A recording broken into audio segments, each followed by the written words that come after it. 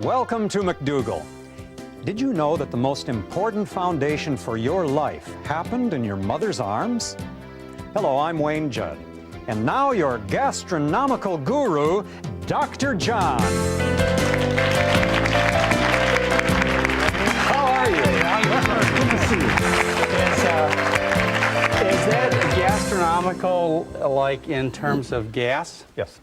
I know a lot about gas. As a matter of fact, the only criticism... You've had experience, I assume. The only criticism you could launch against a healthy diet, a starch-based diet with vegetables, fruits, and beans, is gas. Yes, I can vouch for that. So I think it needs to be addressed, even though it is a very sensitive issue. Okay, please. On this kind of diet, you do have more gas, no question about it.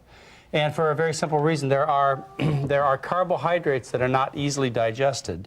And as a result, what happens is they move from the small intestine into the large intestine. And in the large intestine, bacteria turn them into gases. And this is troublesome for a lot of people. And what we have to do is we have to deal with it, know what to do about it, recognize it. And there are things you can do. Now, is that bacteria supposed to be in there? Yeah, it's just normal bowel bacteria. We've all got that. But what you have is, particularly, there's certain foods that are particularly notorious for causing gas, and you know what those are. Yes, beans, lentils, those are the ones I like. Beans, peas, and lentils. And whether they're hot dogs and beans or ham and beans doesn't make any difference. They still cause gas because they have two sugars that are poorly digested. Right. Cheese, doesn't cheese do that? Oh, we don't eat cheese anymore. Yes, well, no, cheese doesn't do as bad as milk products in general, because here, again, they have a sugar that's not digested well, and that sugar is called lactose. Cheese is low in lactose, but yogurt or skim milk or regular dairy products, milk, ice cream, and so on, has a lot of lactose. And so many people, particularly non-Caucasian, non-white people, get lots of gas from dairy products.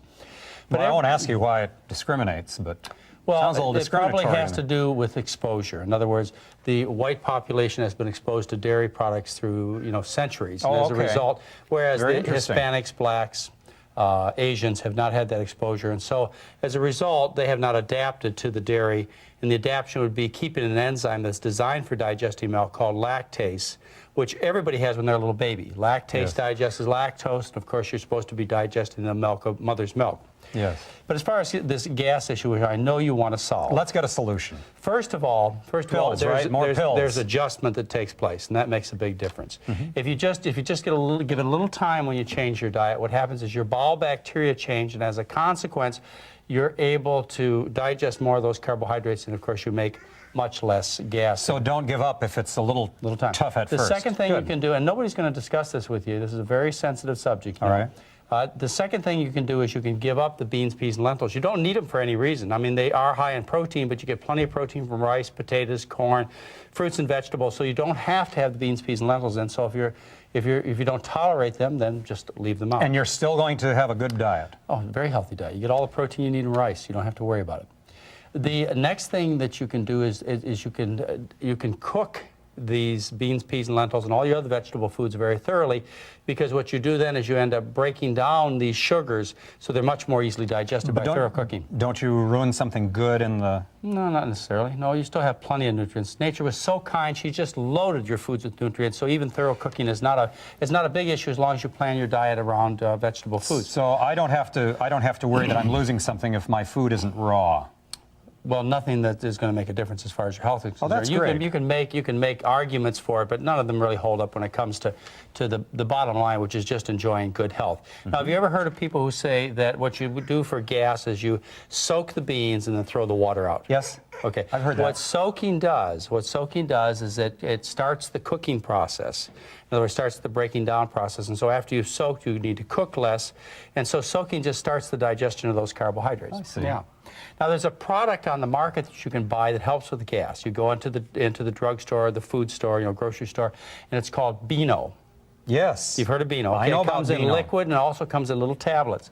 And you have to start your meal with these substances. You eat with your first bite. What they do is they supply the enzymes that'll break down those sugars that your intestinal tract can't break down. But I can tell you that you might use that if you're early on in a diet change, and it may not work as much as you think it should. It is certainly, the response to Beano certainly varies with people. Yes. And the next thing you can do is you can use activated charcoal. That sometimes helps.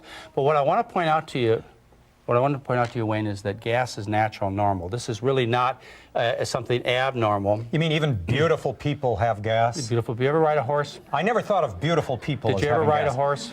Yes, I've ridden a horse. Okay, then you know gas is natural. And the one advantage of this kind of gas, Wayne, is that I lost you on that. I'm hearing. Well, the audience didn't. You lose mean me. the horse is very gassy. the horses do that? Yes, Yes. Okay. But I just wanted to make The sure. advantage of this time of gas is it's a lot less malodorous.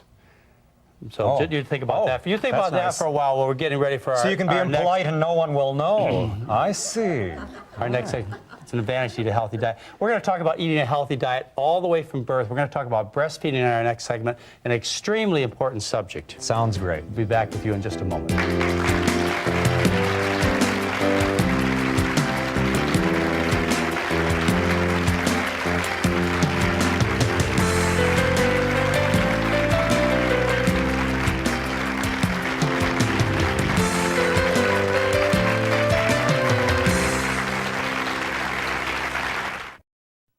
We learned English. Your kids can too. Just watch Hello Channel.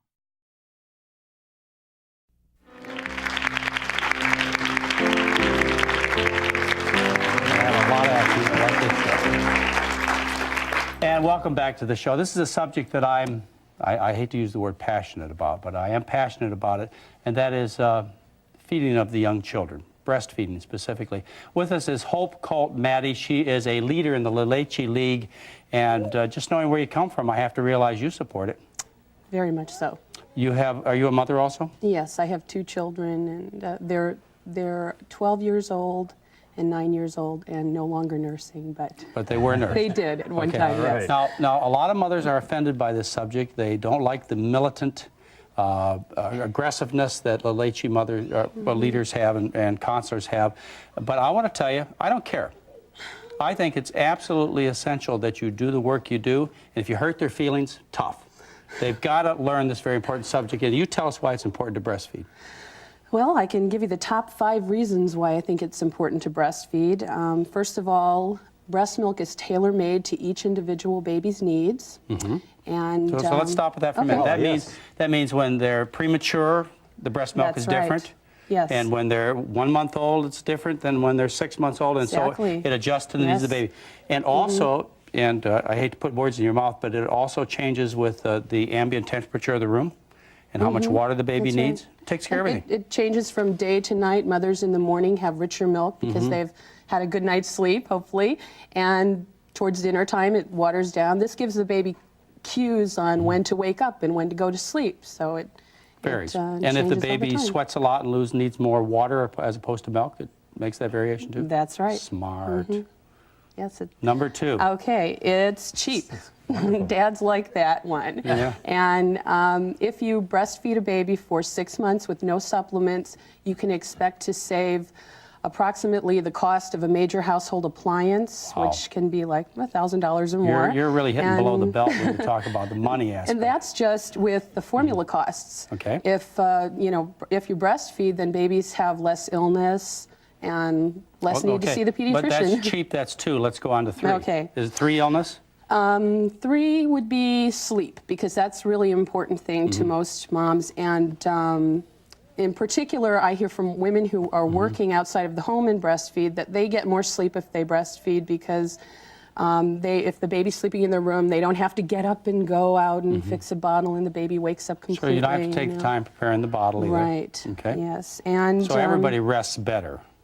That's right. Everybody. You know, one of the Dad, things that really everybody. bugs me is when I'm on an airplane or I'm in some building and I have this crying infant there, and I just know that if this was a breastfed infant, that the mother would be able to establish a relationship that would keep the child comforted and quieted.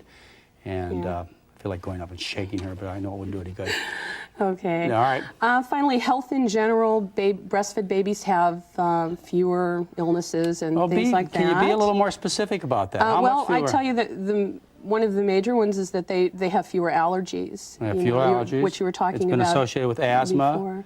obesity, That's right. and yes, And- multiple sclerosis, even though that's very right. controversial. And I'll tell you a figure that I love. Is bottle-fed babies have 3 times the risk of hospitalization and major illness during the first year of life. You ever heard that? Yes, I have. Now that would shock any mother, wouldn't it? That certainly would. You know, you got this new baby in the home. You're worried every time they cry, and somebody presents you with the fact that the baby has 3 times the chance of going to the hospital or being very ill if you bottle feed the kid. That's right. Hope, can every mother breastfeed? And what if they can't? I mean, are we making people feel guilty by making such a big case for that? I hope so. That's a really good. Well, John, I tell you, if they would allow me, I would be a member of the league. this is a cause for you, isn't it? Yes. Well, that's a good question because it's a question that we get asked frequently. Yes, every woman can breastfeed. Every healthy woman can breastfeed. As a matter of fact, if you look in third world countries where women are emaciated and malnourished, They still breastfeed. They can still, and they have a chubby little breastfeeding baby on their lap.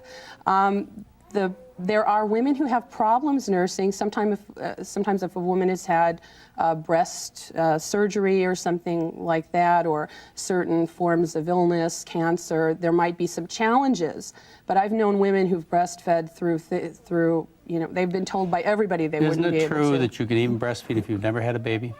That's exactly true. Many adoptive mothers have chosen to try and to nurse and have been successful. Are we at 3 or 4 yet?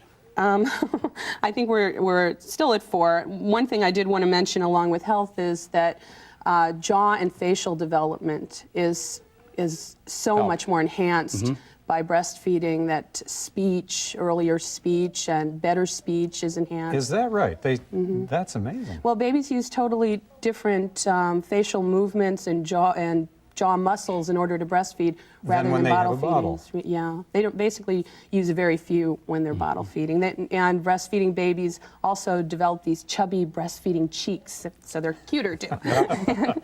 That's a great argument. Number 5. Probably the most important reason for me, even if all the health reasons were not there, it's the closeness, and it's beginning a lifelong communication with your baby of, I'm going to help you with your needs.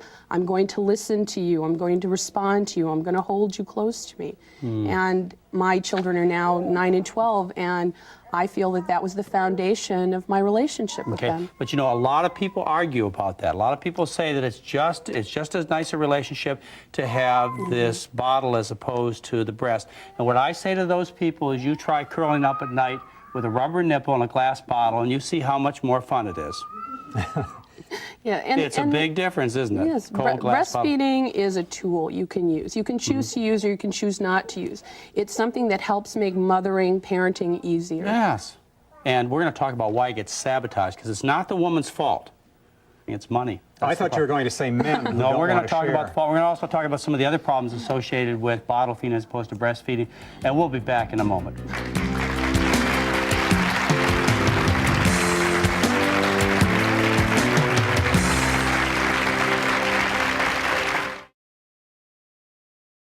Hello, I'm Nastasia, and I'd like to introduce you to Hello Channel, the innovative new way to learn English as a second language. If you can learn English, your opportunities expand. Knowing English allows you greater job options, more money, and a better lifestyle. Here's the best part. Learning English is now easy because Hello Channel brings it right to your home. Come join our classroom, enjoy great entertainment, and improve your vocabulary, all while you watch TV. A brighter future is ahead if you'll just say hello. Welcome back. We have Hope Culp-Meddy with us. She's a leader from La Leche League. We're talking about a subject you can tell I care a lot about. I'll tell you, one of the things is I was breastfed for 3 weeks. And what really hurt my feelings was when I read an article a couple of years ago in The Lancet that said that my IQ was off by 9 points because I wasn't breastfed longer. You know, I could have been up there with Donahue or Oprah if I'd have been breastfed a little bit longer. Also, last year there was an article that showed children who were bottle fed had twice the chance of having brain damage, brain problems. And you also have problems of colic. Now, I'm going to hit people with one that always gets emotional reactions, and I'm sorry if you don't like it, but the data shows that if you bottle feed a child, the risk of crib death, SIDS, is increased 2 to 4 times over a breastfed baby. Now, it doesn't mean all cases of SIDS are caused by bottle feeding. It just, What a simple help to reduce this problem. Part of the reason they believe that is because a baby sucks differently at the breast, breastfeeding helps regulate breathing and causes the baby to want to intake air and exhale. Also, they're close to the mother a lot, so they hear the mother breathing. And also the position, but I think one of the more interesting explanations is the cow's milk is inhaled. It goes into the stomach, right. It is regurgitated and inhaled by the child and causes an immunologic reaction, an anaphylactic reaction, which kills the child, which is one of the more interesting theories. But regardless, the data is there, and study after study after study, bottle-fed babies have an increased risk. The mothers knew this, but they don't stand a chance. What happens when you have a baby in the hospital? Well, that can be a difficult situation. What happens is many times there's a lot of separation, and in order for breastfeeding to get off to the best start, you need to have a lot of togetherness between the mom and the baby. And sometimes if a baby develops jaundice, which is normal physiological jaundice, many times physicians feel that babies need to have a break from the breast, and it's not like, you know, putting a bottle back and forth. It's hard to get the baby back. So there's a problem of education with the doctors, and I'd have to say the nurses, even though most of them are women, there's a problem there. But what do you get as a special prize when you go home? You get a nice bag full of formula. Oh, yes, you get a bag full of formula. So you can do the modern thing. You can bottle feed your baby, provided by the drug company. When you tell them that you're not going to bottle feed, they will not give you the Well, formula. that's kind of them. What is the father's role in breastfeeding? Does Dad just sort of watch, or can Dad help in this process? Oh, Dad's extremely important.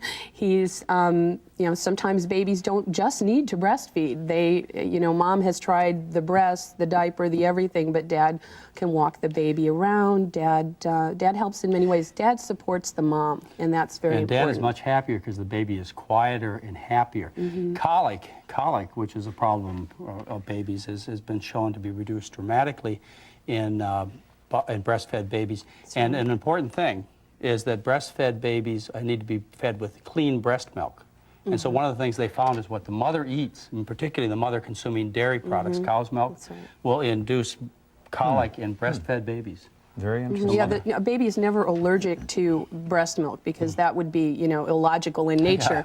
But a baby can be allergic to things that the mother intakes, and cow's milk is the #1. Now, there's an 800 number for La Leche, so I'd like you to get your pencils ready because the people at La Leche will come out and help. I mean, your interest is in purely one of making this natural process take place.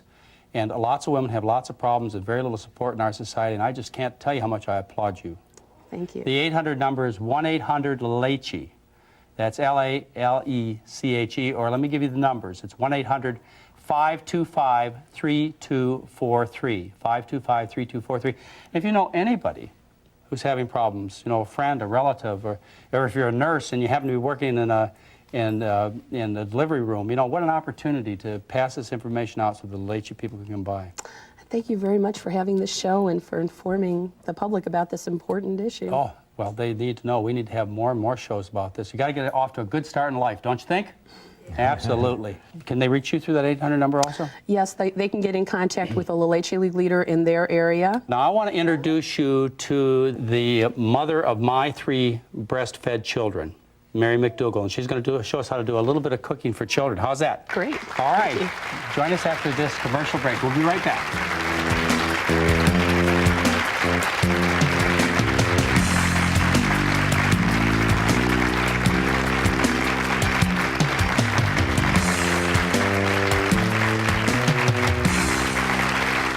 Hello, my name is Javier. I'm from Spain. I learned English. So can you. Watch Hello Channel.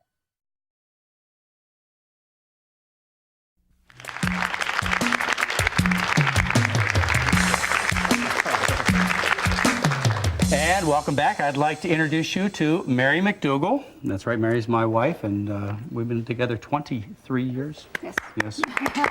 That's 23 years of my life. Wayne, were you breastfed? I was breastfed. That's why I don't talk too good. I was too busy. No, I probably was breastfed. I would say probably, I was thinking something like 6 years. We were very poor, but it certainly helped my intelligence, I can John. tell you, that's why you're smarter than I am. There we go. No question about that. Mary, you brought with us some snacks and quick foods that you can feed to kids. Yes. All right, let's, why don't we start over on this side? Well, people are always worried about what kind of healthy things they can have in the house for children, and it's really important that you have good things in the house. There are pretzels. Can I munch, You may Mary? try a pretzel. Well, let's start fat-free way over there way at the over there. fruits. The fruits are good. You didn't bring those, though, but I didn't that's bring really those, what, yes. we have those in the center. We have those on the center of our counter, yes. There's some fat-free Crunch'ems. There's fat-free potato chips. You may try all of those. These look like this. They're little capsules. Go nice with pretzels. They go nice. Now Okay. try a potato chip. Oh, potato chip. They're very good potato chips. And these are fat-free. Fat-free, right? How much And- salt? Not too much salt? Not too much salt. And the, you know, the model Oh, that you that's can't just wonderful. eat just one, it doesn't matter. With those, you can eat as much as You you can eat want. as many as you want. Yes. This is very potatoey. It's the potatoiest Yes. potato chip I've ever eaten. Congratulations. Then there are cereal bars.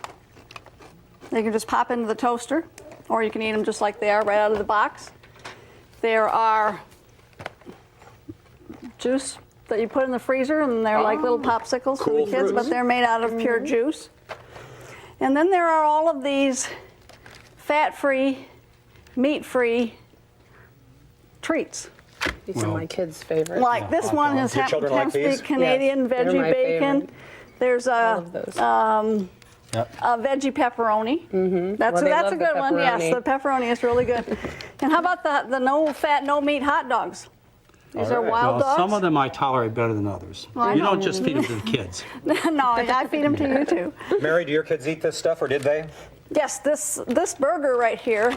My 12-year-old son used to take this to school in his lunch every day, put it in the microwave, and great. he'd have that for lunch. Good. So there are all kinds of things that are available for children. This is another one of my son's favorite fast lunches. This is Very good. chicken-free noodles that you just put hot water in, and in 5 minutes they're ready to eat. And how do you make the smoothie? The smoothie is one of the easiest things to do, and everybody likes smoothies. You take a banana, some frozen strawberries, a little water or fruit juice, put it in a blender, and you have an absolutely delicious drink. Kind of help wash down the Yes. pretzels. You Oh, may thank try you. that. Cheers. Good turn. Lots of good things. They never have to go hungry. They have these things around the house, and there's always Delicious. something available. And if I suppose if you have them leave the house stuffed, then they have less chance easier, of more yes, junk food, yes. don't they? That's right. That's right. So, Hope, I want to thank you very much for being Thank with us. you. You're an inspiration for women out there who would really like to have the chance to breastfeed. And Mary, I want to thank you very much for taking us into the next stage of life. That's right. Yes, and help us with the kids. And I want to thank you very much for listening. Goodbye, and we'll see you next time.